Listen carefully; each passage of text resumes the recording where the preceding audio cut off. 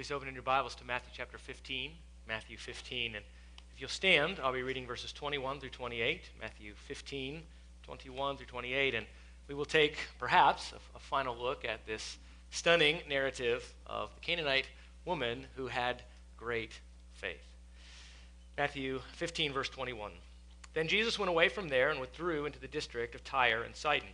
And a Canaanite woman from that region came out and began to cry out, saying, "Have mercy on me, Lord, Son of David. My daughter is cruelly demon-possessed." But he did not answer her a word. And his disciples came and implored him, saying, "Send her away, because she keeps shouting at us." And he answered and said, "I was sent only to the lost sheep of the house of Israel." But she came and began to bow down before him, saying, "Lord, help me." And he answered and said, "It is not good to take the children's bread and throw it to the dogs." But she said, "Yes, Lord. But even the dogs feed on the crumbs which fall from their master's table." Then Jesus said to her, "O woman, your faith is great. It shall be done for you as you wish." And her daughter was healed at once. Please be seated.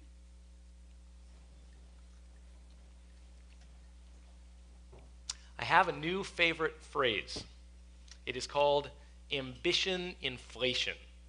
Here's the origin. Psychologist Jean Twenge and her colleagues compiled data and found that over the last 4 decades, there's been a dramatic rise in the number of students who describe themselves as being above average in the areas of academic ability, the drive to achieve, mathematical ability, and self-confidence. Researchers also found a disconnect between the students' opinion of themselves and their actual ability. Imagine that. While students are much more likely to call themselves gifted in writing abilities, objective test scores show actually that their writing abilities are far less than those of their 1960s counterparts. Also on the decline is the amount of time spent studying, with little more than a third of students saying they study for 6 hours or more a week, compared to almost half of all students claiming the same in the late 1980s. A 2006 study found that the students suffer from ambition inflation, as their increased ambitions accompany increasingly unrealistic expectations. Since the 1960s and 70s, when these expectations began to grow, there's been an increase in anxiety and depression, Twenge said. There's going to be a lot more people who don't reach their goals. Well, this only establishes the fact that we are proud people. We want to be told that we're worthy to receive more, that we deserve the best, and that we are at least the equals of all around us. Yet the Bible's message is that we are not worthy to receive anything, that we actually deserve the worst, and that God is still just if he prefers others over us. What kind of a religion is this? I mean, who could possibly embrace this message? Only those who do so by faith.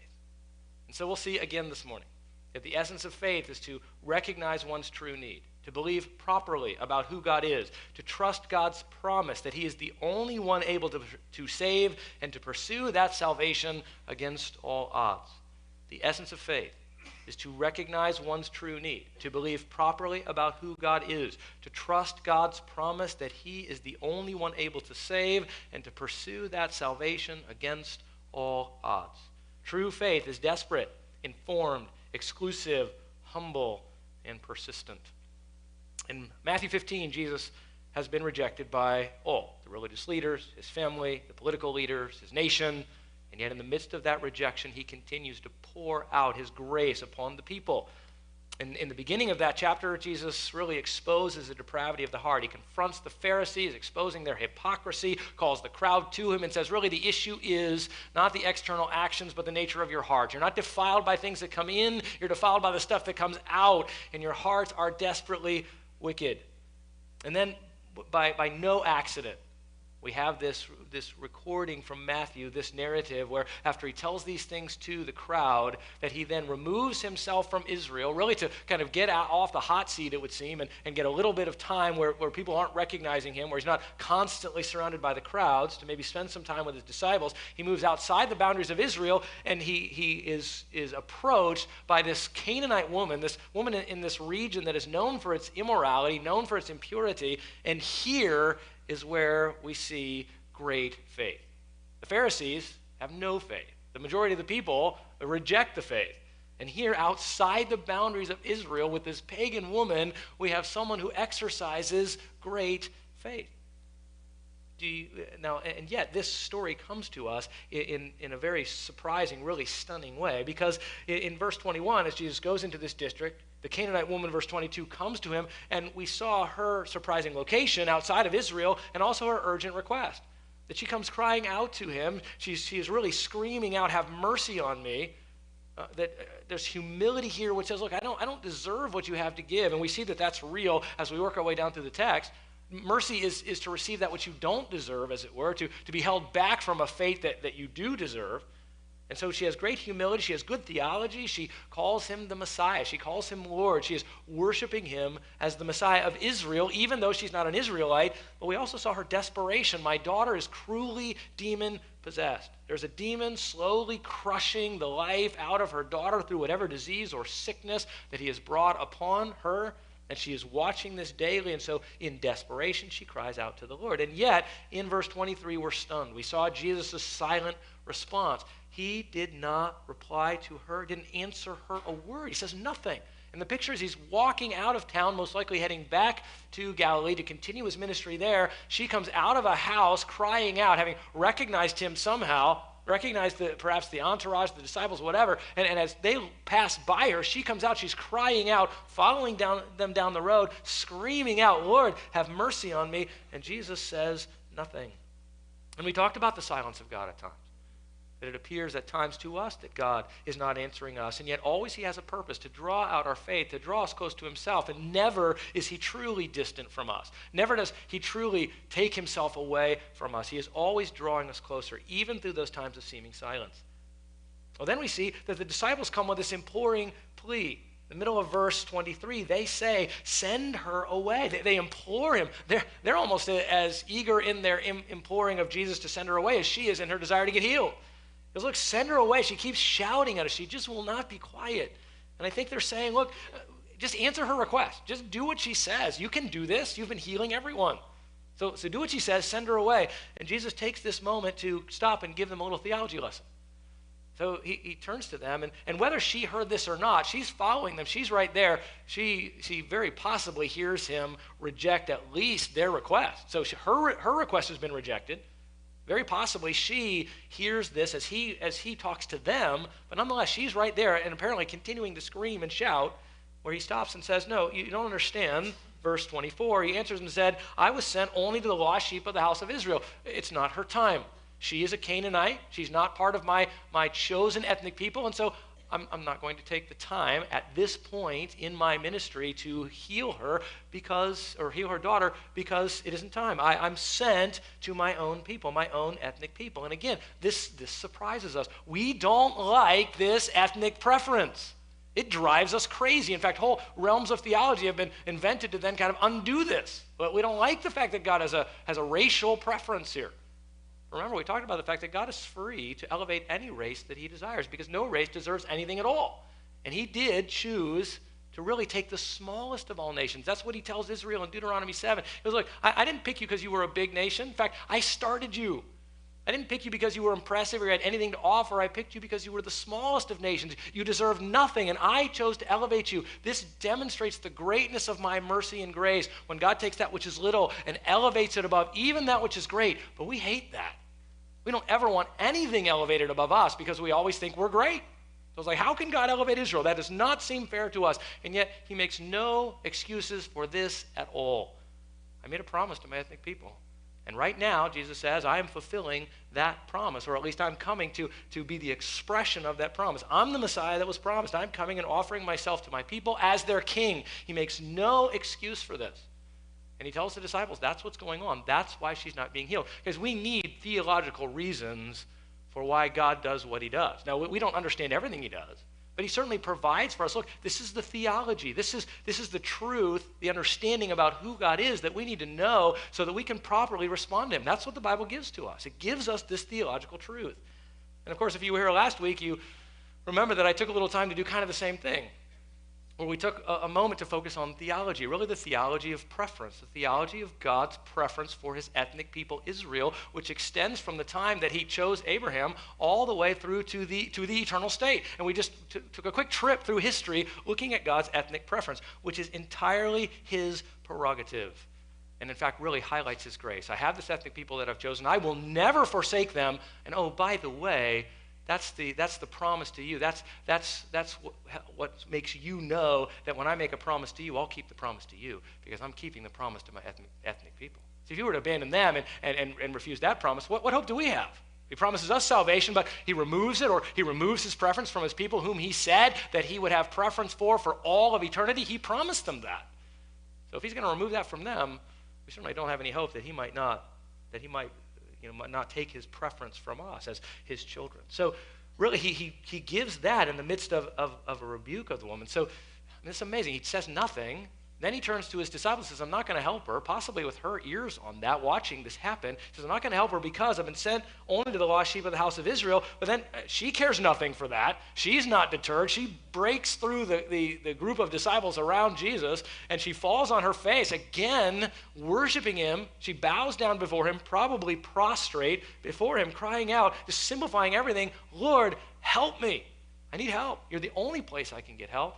And you know what? Your theology is great, and it's right and good. And by the way, she, as we'll see, recognizes that theology and agrees with it. But she says, you know what? I'm still in desperate need. So would you please help me? What we're going to see is that she recognizes that that theology of a blessing to Israel really includes a blessing to the Gentiles. This is stunning.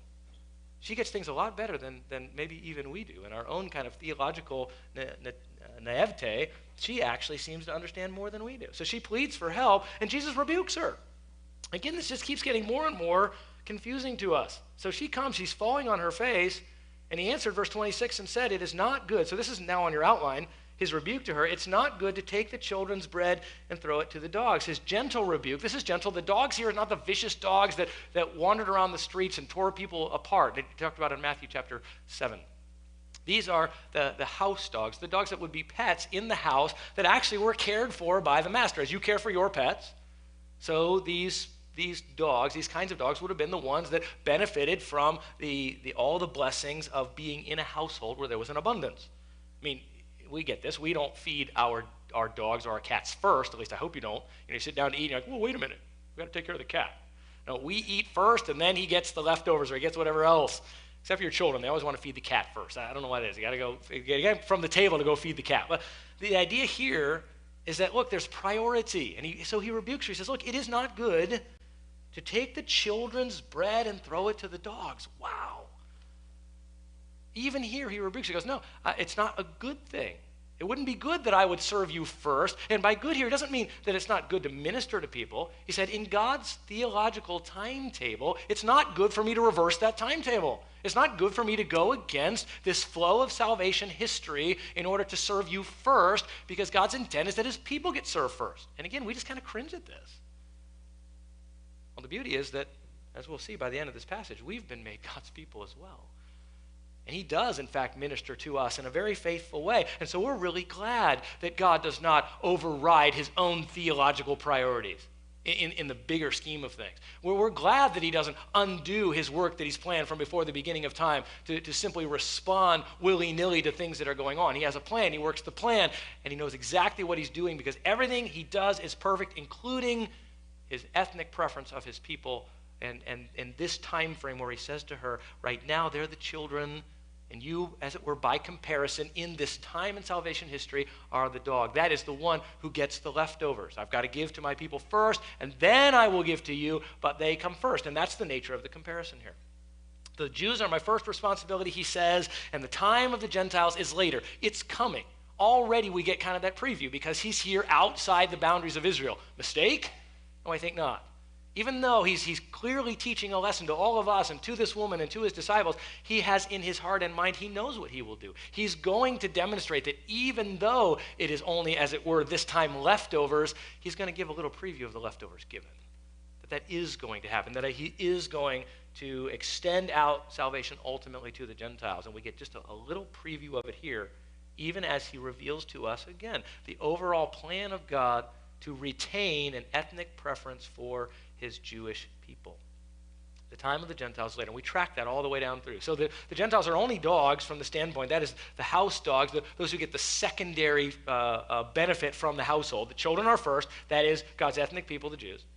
And then the Gentiles get the leftovers from that, But ultimately, those leftovers are going to equal the same thing: salvation, eternal salvation and inclusion in the people of God. So we looked at salvation to the Gentiles being put in terms of making Jews jealous, even in the book of Romans, where you have this idea that even the Gentiles receiving salvation really is in light of what wasn't given to the Jews and what will ultimately be given back to them. We saw a partial hardening of the Jews for the fullness of the Gentiles to come in, but then that brings about the fullness of Jewish salvation. We saw in Romans chapter 14 that we, the Gentiles, owe the Jews. Paul says, look, we're taking up a collection with these Gentile churches to get back to Jerusalem, but if we benefited from them in their spiritual things, we owe them participation in physical things. This is after Christ has ascended. It is after the church has come in. It's after the church is being, drawing in the people of God. Even at that point, there is this preference and an understood preference for God's ethnic people. And then we saw that Paul never speaks derogatorily of the Jews and their place in God's salvation plans, even when he takes them to task, saying things like in 1 Thessalonians, wrath has come upon them for the utmost because they've rejected their Messiah. And you guys, the wrath has been horrible. If you consider the fact that in essence the Jews remain under the wrath of God for the rejection of their Messiah, even unto this day, I want you to think about the price of that ethnic preference. The price of being the prized ones of God means also that they have received the judgment of God because they rejected him. But that judgment will not last forever. But it has been terrible up to this point. It has been greater than any of the judgments of the Old Testament. The judgment upon the Jewish people into the New Testament and into our own time has been magnitudes of time, magnitudes of greater than even the judgment in the Old Testament. But we saw that God will work again with the Jews in the tribulation period. He will bless the Jews in the millennium. He even makes a permanent statement about his love for his ethnic people by putting the names of the tribes of Israel on the gates of the New Jerusalem. And by the way, it's called the New Jerusalem, not the New Washington, D.C. All right, it rises out of this ethnic preference for his people and for the place that he placed his name, which is Jerusalem. So we saw that God is not ashamed of his special favor towards Israel, even as he shows great love towards all who call upon his name. Deuteronomy 7, verse 7. Only kind of just reminding us and grounding why he could have this ethnic preference and why it isn't in some way inappropriate for God to do this. It doesn't make him a racist, as it were. Deuteronomy 7:7, the Lord did not set his love on you, nor choose you, because you were more in number than any of the peoples. For you were the fewest of all the peoples, but because the Lord loved you and kept the oath which he swore to your forefathers, the Lord brought you out by a mighty hand. He redeemed you from the house of slavery, from the hand of Pharaoh, king of Egypt. Because of his great promises to Abraham and Isaac and Jacob. He says, not because you were great, but because I made a promise to you who are the least of all people. And this is a great blessing to us, knowing that as we have been drawn into this people of God, that we too will receive the full benefits of his promise to us, and that he will never undo his promises to his people. So Jesus has first ignored the woman completely. Then he has used theological argument to refuse the disciples' pleas to respond to her, and he has even rebuked her for seeking blessings that are currently reserved for the Jews. Now I ask you, what would you do in this situation? Probably you and I would already be long gone, bitterly standing in the corner, wondering why we have been treated like this. In fact, for us, it often takes a lot less than this. God doesn't respond to us immediately. He doesn't do what we want right away. He doesn't provide in our jobs or in our families or in our situations. Sometimes little things, sometimes deep, dark, and grievous things. And we're like, God, I've had enough. I'm angry at you. I'm bitter. And some people live with this bitterness all of their lives. Essentially things, in one sense, much less than this woman was facing up to this point. And we say, God, you're not good. You have not provided for me what I deserve, what I'm sure that I must have. This woman often, I think in many ways, puts us to shame. Because here's her response. We have the woman's faithful response. So we had Jesus' gentle rebuke. The Jews are my first responsibility. The time of the Gentiles is later. And now we have this woman's faithful response. But, and this contrast is really going to be with Jesus' rebuke of her. Look, I'm not going to help you. Or really, it wouldn't even be good. It's not time for me to undo, to flip-flop God's timetable. You need to understand, Jesus says to her, that in contrast to the children right now, you, the Gentiles, count as the dogs, the house dogs under the table. But she said, and this is amazing, yes, Lord. Are those not the last things that you would expect out of her mouth? I mean, we've read the stories. Like, I know this. I learned this when I was young. Of course she says, yes, Lord. Are you kidding? I mean, it had been me, I'd say, what, Lord? Or maybe just, what? Let's drop the Lord, because this doesn't seem like you're my Messiah, my Savior, my Master. I don't really want a master like you. If you're going to tell me that I'm a Gentile dog, that I'm the one who receives the leftovers, that isn't time for me, I'm not going to have you as my master. I don't want that kind of master, and I'm certainly not going to say yes. I'm going to say no. Maybe, how about this? It's not fair, Lord. How could you say that? I mean, you could pick any amount of responses. Almost none of them would be, yes, Lord. So this is an affirming response. She does not debate the state of affairs. She does not say that it is unfair. She does not somehow accuse Jesus of having done something wrong. She completely acknowledges his right to withhold the blessings that first belong to the Jews. Unlike even us in this day and age and so much of our theology today. We don't want to acknowledge that that would be right for God to do that. That he still has in his plan to love and care for his ethnic people. Even we don't want to do that. And she here, after being told she's a Gentile dog, says, yes. And then she says, yes, Lord. So this is not only affirming, it is also respectful. And again, more than just you are my master, this is the messianic title that she is using. She's already called him Lord, Son of David. She said that already. She's no longer using that second title because it's bound to have been the first. He is the Lord, and that includes the fact that he is the Messiah. He is the King, the ruler, the Master, the Savior. And she continues this respectful address. She understands he is her rightful Lord, even though he seems to be treating her seems to us perhaps to be treating her in a less than respectful manner. She remains respectful. Why? Because she understands who he is, that he has the right to do as he pleases. Guys, do you understand that? God has the right to do as he pleases, even when it doesn't please us. And even when it seems to us to be contradictory to the things that we would expect. Do we humbly and respectfully say, yes, Lord, you have the right to do as you please? Oh, theologically, I think we understand that.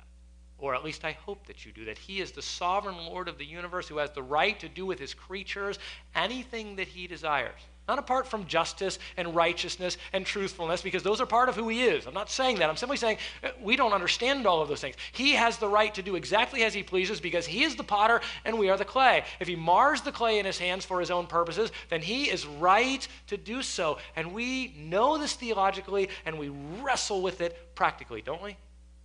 Maybe I'm the only one that wrestles with it practically. I mean, I know this theology, and yet when things happen in my own, I'm like, well, I'm not yes, Lord. I'm like, no, Lord. I don't think you ought to do that.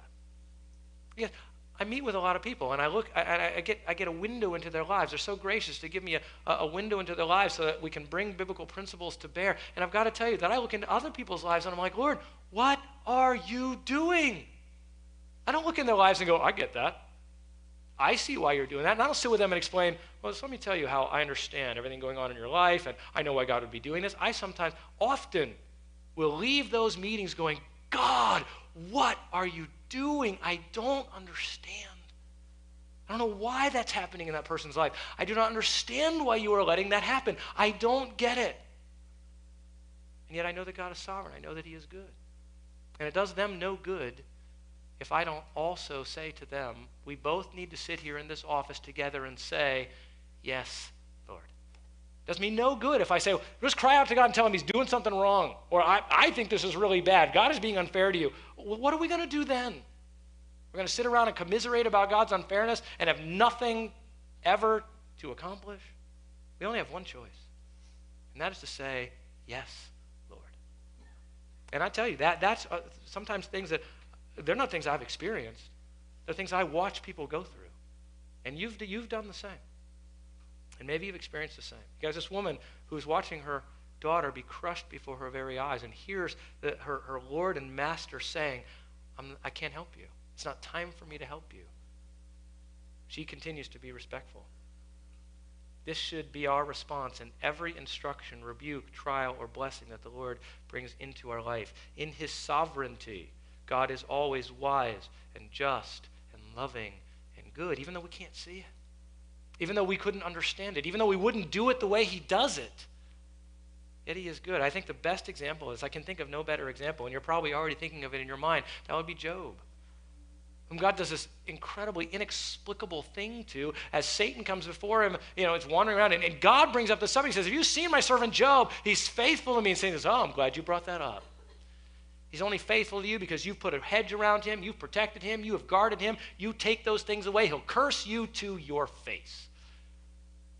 And God says, in a minor paraphrase, bring it on. Why? Because he understands that the faith that he gives and then is exercised by men that he provides is absolutely secure, that it can never be destroyed. That no faith, no true faith can ever be undone. But he allows this. In essence, sets the affairs in motion that bring this in the life of Job. And Satan is not one to take these kind of challenges lightly. He doesn't play patty cake. He destroys everything that Job has ever loved in one day. Well, there's no way to wrap our minds around it. It's real. It actually happened. But this has never happened to you, ever. You sit here with family members, nearly all of you. You sit here certainly in good health. That's the next thing that's taken. Most of you. All of you have some combination of things that are more than Job was left with. I'll put it that way. And here's Job's response. Two responses. In chapter 1, after all his physical things are taken, Job arose, tore his robe, shaved his head, fell to the ground, and worshiped. And some of you might be coming here this morning wrestling to worship. Saying, no, Lord, why are you doing this? I urge you, yield yourself under the mighty but gracious hand of God, even if he seems to be saying no and things that you are certain he ought to say yes in. Surely you should heal my daughter. Trust the Lord. Job saw all these things taken, and he fell to the ground and worshiped. He said, naked I have come from my mother's womb, naked I shall return there. The Lord gave. It's all from his hand. The Lord has taken away. Blessed be the name of the Lord. Those aren't just words. You sing that song. I hope there's tears from time to time when you sing that song, Blessed be the name of the Lord. It's not clapping and party song. That in trials and difficulties, God's name is to be blessed. You got to understand that some people are singing that song through the tears of a loved one raped or murdered. It's not a party song. It's not a party for Job. This woman is not. You've got to understand the nature of her own emotional turmoil. She's not coming out of, could you fix my flat tire? Would you please, my house, needs a new roof? And my daughter's being destroyed. And yet she says this, yes, Lord. Yes. Job says the same. Through all this, Job did not sin, nor did he blame God. Chapter 2, when Satan ups the ante. He says, all right, well, it's all his stuff, but man, you take a man's health. It's the last thing he has. You take a man's health, and he will curse you then. And oftentimes that is the last straw for us. God can take all the stuff around us. When he breaks us down or allows us to be broken down in our health, we're like, done. I cannot handle that. How could he? Or when he allows that for someone else that we know and love. Maybe that's harder sometimes. When someone we know and love, their health has been removed. We're like, God, how could you do that? Maybe me, I can get that, but my daughter, my son, my loved one, my wife, my husband, Satan instantly takes, we have to understand, you guys have to know that the sickness that Job received had to literally be, he was barely alive all day long, barely on the edge of death all day long, because Satan doesn't play. He did not play with Job's physical resources. He took them all, including his children.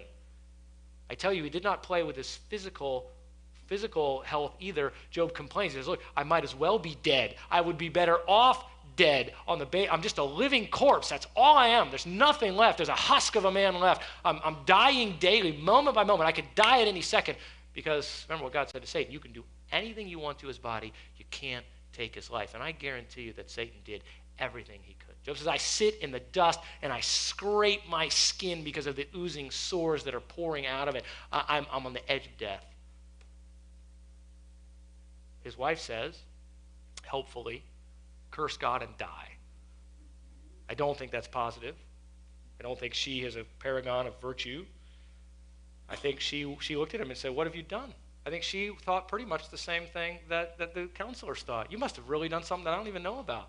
And if God's going to treat you like this, and maybe she even recognizing that she couldn't think of anything in his life that was horrible, she says, well, if God's going to treat you like this, knowing who you are, you might as well curse that God. He's worthless. You've done all this stuff for him, and this is how he responds to you. Curse him and die. He says, you speak as one of the foolish women speaks.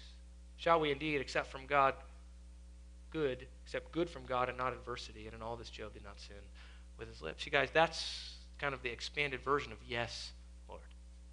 What you say is good, and I come underneath your mighty hand. You remain my sovereign master, but also my sovereign, loving Messiah, the one who saves me. Because he's always both of those things. Always your Savior as well as your Lord. He's never one or the other apart from both. But, and I love this is why her faith is great. She is nonetheless insistent. It is not yes, Lord, in some kind of passive foolishness. Yes, Lord?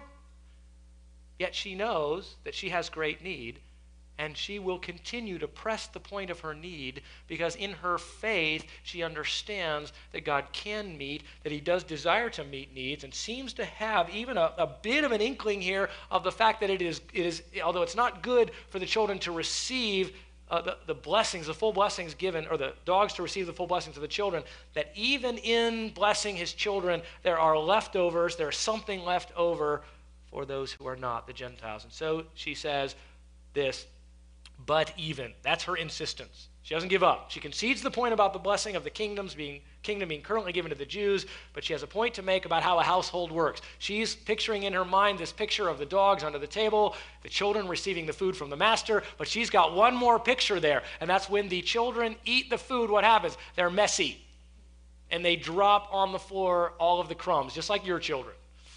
We were doing our quiz retreat last night, yesterday, and the day before. We've been working through memorizing the book of tithes. We came together to quiz over to do kind of a little competition on it, to encourage each other, to talk about good deeds, and we were playing a little game, and one of the games was, name something with the letter A that's under your table. Right? It was all kinds of things that we came up with that were under the table. Maybe it was R at that point, like roaches, all the stuff that's under it. Well, the leftovers, refuse, the leftover from your food is there. And what happens? That is, you leave it there in this picture of the household so that the dogs can come and eat it. And in some of your households, the dogs get to it before you could even pick it up. So she says, look, the dogs, yeah, so I get that. But she's insistent, even the dogs, and by the way, she takes the term, doesn't change it.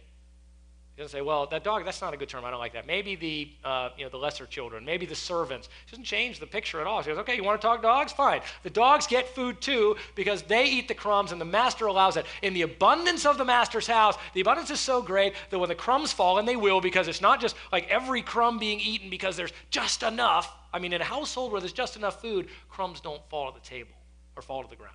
Every bit is eaten. The dogs get nothing when you are starving to death. They don't get anything. But that's not the nature of God's blessing to the Jews. It was an overabundant blessing which then spilled over. It was so abundant that the blessing to the Jews, a smaller people, actually, when it overflowed in crumbs, it spread to a much greater people. Is that not amazing? That the blessings of God poured out upon the Jews, when it just spilled over a little bit, it saved the whole world. That's why Paul says in Romans 9 or Romans 11, then if God saves the fullness of the Jews, what will it be but life from the dead? It will be total and complete restoration. Because the overflow of blessings to Israel when they rejected them resulted in the salvation of the world. Imagine what it will be like when they are drawn back in again. Nothing less than the renewal of the entire universe. That's the picture here. Guys, if you don't get this picture, you're totally misunderstanding what God is doing. Jew, Gentile, and these things make no sense to you, so you got to try to explain them away. But God doesn't. Because even the dogs feed on the crumbs which fall from their master's table. So this is an affirming response, a respectful response, an insistent response, but even a humble response. Yeah, we're dogs, fine. I understand that we're only getting the leftovers, but even those leftovers are enough. It's insightful. The dogs feed on the crumbs which fall from their master's table. I could not help, the cross-reference here is not exactly the same thing, but this picture of a household, a rich household, an overflowing household in which crumbs fall from the table is referenced somewhere else in Scripture, and that's Luke 16:21. That's the story of Lazarus and the rich man. So we kind of get a picture into what this woman might have been thinking and why Jesus is using this illustration.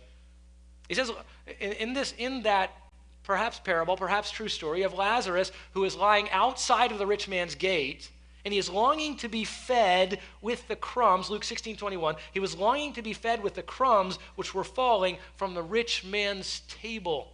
He knew what was going on inside that house. He says, look, all I want are the crumbs. Just give me the stuff that's falling off your table. And what does the rich man say? You get nothing. How different. Just couldn't help seeing the contrast. How different is that rich man than our God and Savior, Jesus?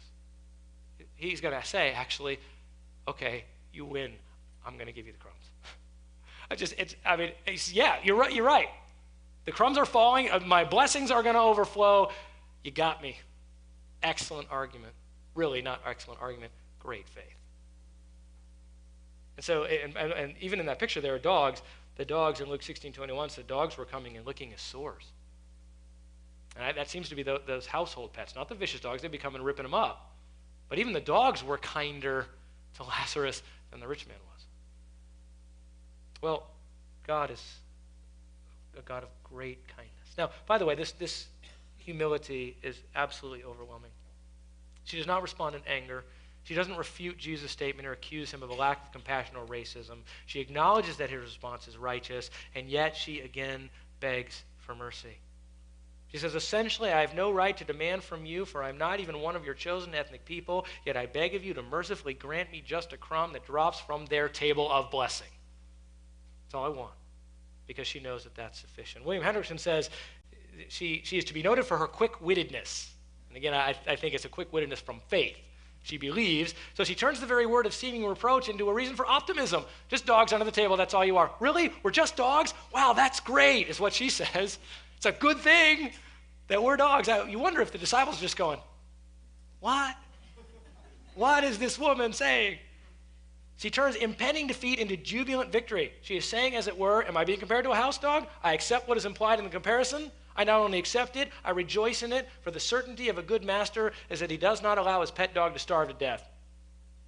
Boom, done. I know God is so good that if it's just crumbs, fine, it's going to be sufficient for me. And that's what I'm asking for. D.A. Carson, she does not phrase her answer as a counterstroke, but as a profound acquiescence with the further implication of dogs. She does not argue that her needs make her an exception, or that she has a right to Israel's covenanted mercies, or that the mysterious ways of divine election and justice are unfair.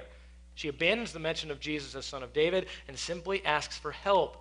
She is confident that even if she is not entitled to sit down as a guest at Messiah's table, Gentile dog that she is, yet at least she may be allowed to receive a crumb of the uncovenanted mercies of God.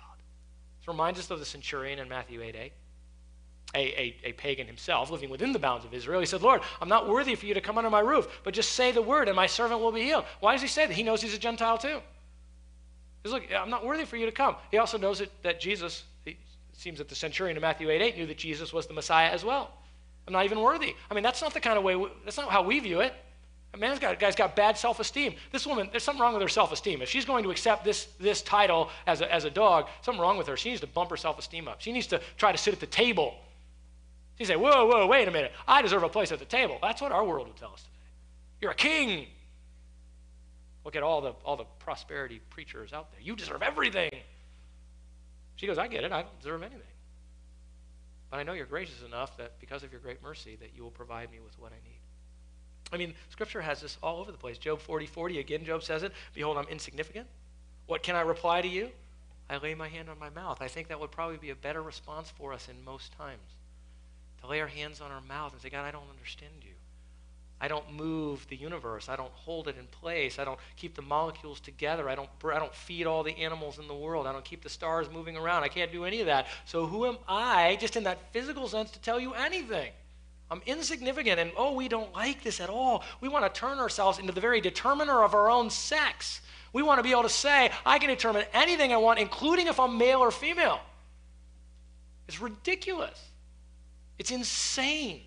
But that's what we are. We're on this insane pride trip that says, I can determine anything I want. And then reality plunges in. You're actually not that sex. You can't actually say, I love this when these fighters and boxers say, I envisioned that I would win, and they would get pummeled in the ring. What I didn't envision was losing. You can envision anything you want. Only if God wants it to come true will it come true. Only if in God's reality it's true will it be true. Amazing acceptance of the priorities of God. D.A. Carson, I think, probably nails this better than any of the commentators I read, except perhaps MacArthur, as he talks about her acceptance of these priorities. As does Paul in Romans 9 through 11, the woman preserves Israel's historical privilege over and against all radical idealization or spiritualization of Christ's work. Yet she perceives that grace is freely given to the Gentiles anyway. Excellent comment on how all of that works. All right, Jesus' strong commendation. So Jesus responds. Now here's again, now Jesus is responding how we might think. Everywhere along the lines, why is he responding this way? But now he says, 28, Jesus said to her, "Oh, woman, your faith is great, unbelievable, well done. You pass with flying colors. You've demonstrated faith." And that's what Jesus was seeking to draw out. That's what he is seeking to put on display, her great faith, really because of his great mercy. Jesus said it's megos, pistos megos, mega faith, really big faith, grand faith. Wouldn't you like to hear that? You have mega faith. You don't just have faith. You have mega faith. I mean, you believed in spite of all this stuff that I threw up, all these roadblocks I put in your way. Your faith is great, but can I help you with this? I think the vast majority of you, I think Jesus does say this to you. You've gone through trial after trial after trial in your life. You've gone through difficulty. You've gone through disappointment. You've gone through all these different things. And you sit here this morning still believing, "Oh, congregation of great faith." I think I can say that with confidence for the vast majority of you here. You've not given up. You've not gone away. You've not denied God. You've not said no more. You sit here believing and loving and serving. What a blessing. Oh, congregation of great faith. It's not just this woman. It's you. God has made your faith evident by the trials that he's taken you through. Isn't that what he says? Every trial you walk through, he says, that's the reality of your faith, and it's great faith. This, of course, in contrast to the disciples, they were the disciples of little faith. They're the little faithers. And this woman has better faith than they do. Again, saving faith is saving faith. And again, I think it's underlying this. She's looking for a physical healing, but it's clear that there's a spiritual faith involved here. And mostly, I think that's what Jesus means when he calls someone and says they have great faith. It's beyond the physical. But her faith was greater, as it were, in its exercise at this point than was the disciples. It was certainly greater than the Pharisees who had no faith, and the people who had no faith, and his own family who had, at this point, no faith. Her faith is great. Now, listen carefully. The woman, so faith is trusting when it's difficult and when you can't see. See, we've reversed faith. Faith somehow has to be, if I can see it, I'll believe it. And still as Christians, we think that. If you just show me how you're good, if you prove to me how you're good, then I'll believe you. That's the opposite of faith. The woman trusts God in the midst of multiple potential stumbling blocks to that faith. We tend to think that we would just have faith if we could figure out what was going on and if it was all laid out for us and made sense. Yet evidence is not the essence of faith. It isn't that our faith has no evidence. It is just that often that evidence is more foundational than immediate, and we have to trust when everything points away from trusting. Now, this does not mean that the more ridiculous something is, the more we ought to believe it. It's great faith if it's ridiculous. That's not what I'm talking about. The point is that given the fundamental realities of what we do know, nothing that happens in life is sufficient to overturn our faith. And the most fundamental reality that we know is the person and work of Christ in his death, burial, resurrection, and promised return. And that is always sufficient. See, in the moment you look at things and go, that seems ridiculous to me. I don't understand why that's happening. And I understand that. But you trace it back to, why would I believe that God is good when my little daughter just got killed? Well, it's not going to be in that circumstance you're going to have faith. It's going to be in the fact that God already sent his son to die for you. Have you stopped believing that? No, you haven't. And because you believe that by faith, and because that is attested to by the truth of his word and by the reality of what has happened, then everything else is built on that. All your other exercise of faith is built on the rock-solid certainty of the person and work of Jesus. And that's what you remember when it looks like everything else is ridiculous. Your faith isn't ridiculous.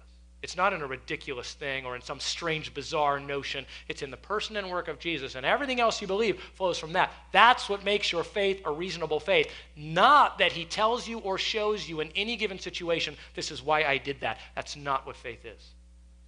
I trust that since God sent his son for me, and since he covered my sins and rose again and is coming again, that he is good when this thing makes no sense to me at all.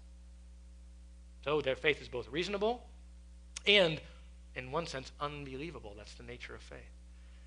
I love the fact that Jesus got out-debated by a Gentile woman. Don't you love it?